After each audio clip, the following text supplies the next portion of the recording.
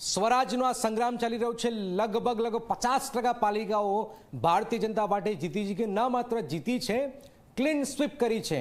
Clean sweep મતલબ કે કોંગ્રેસ એક બે બેઠકોથી જ આગળ પાછળ ચાલી રહી છે। બાકી નિધિ જે અપેક્ષા હતી એ અપેક્ષા પ્રમાણે જ કોંગ્રેસના સુપડા સાહેબ આપણે જે દર વર્ષે જે શબ્દ આપણો ફિક્સ થઈ ગયેલો છે, આમાં કોઈ પરિવર્તન આવ્યું નથી। ના 20 વર્ષથી આની આજ પરિસ્થિતિ, 20 થી આજે 10 વર્ષ થાય, 10 થી 5 કોઈ પરિવર્તન લગભગ કોંગ્રેસ કરી નથી શકી। આપ મેસેજ ક્લિયર કરો। મેસેજ ક્લિયર છે। આ વખતે એ પણ એક મેસેજ હતો કે ભારતીય જનતા પાર્ટી મજબૂતાઈથી નગરપાલિકામાં ઊભી રહી છે અને ઊભી રહેશે અને તે પરિણામોમાં પણ દેખાઈ રહ્યું છે। હાલ તાપીના સોનગઢની વાત કરવી છે। સોનગઢ નગરપાલિકામાં ભાજપને સત્તા મળી છે, ઉજવણીનો માહોલ છે। 28 માંથી 22 બેઠકો પર ભાજપની જીત થઈ છે।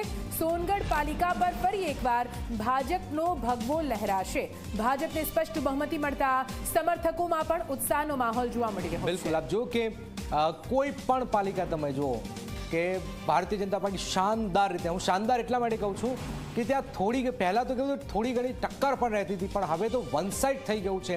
કોંગ્રેસનું ખાતું ક્યાંય ખુલતું હોય, બાવડા હોય કે નાની નાની નગરપાલિકાઓ તમે એક બે ને બાદ કરતા જુઓ તો કોંગ્રેસ ડબલ ડિજિટમાં પણ નથી જઈ રહી। આપ જુઓ કે ખાતું પણ કેટલીક જગ્યા પર નથી ખુલી રહ્યું કોંગ્રેસનું।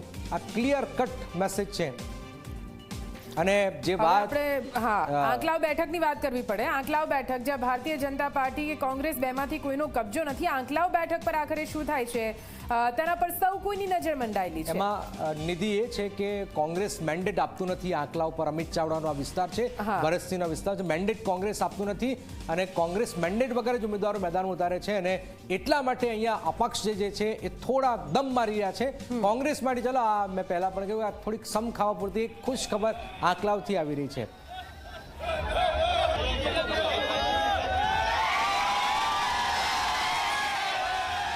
તો આપ જોઈ રહ્યા છો કે ગાંધીનગર તાલુકા પંચાયતના પરિણામોમાં 8 બેઠક ઉપર ભાજપ જેની નજર છે ગાંધીનગર તાલુકા પંચાયત, કારણ કે આ ગૃહમંત્રી અમિત શાહ તો લોકસભાનો જે વિસ્તાર જે છે એમાં આવે છે, તો સૌથી નજર ગાંધીનગર તાલુકા પંચાયતમાં કોંગ્રેસ 4 બેઠકો પર જીતી ચૂક્યું છે અને ભારતીય જનતા પાર્ટી 8 પર જીતી ચૂક્યું છે। નિધિ, આ એક કોંગ્રેસ માટે, કારણ કે કોંગ્રેસ તો વર્ષોથી પરંપરાગત ગાંધીનગરનો જે વોટર્સ છે એમના સાથે રહ્યું છે, પણ આ છટકી રહ્યું છે એમના હાથમાંથી, એ પણ એક હકીકત છે। અહીંયા થોડુંક સારું પરફોર્મન્સ તાલુકા પંચાયતમાં કોંગ્રેસ કરી રહ્યું છે, એ હકીકત છે। એટલે કहीं ખુશી કहीं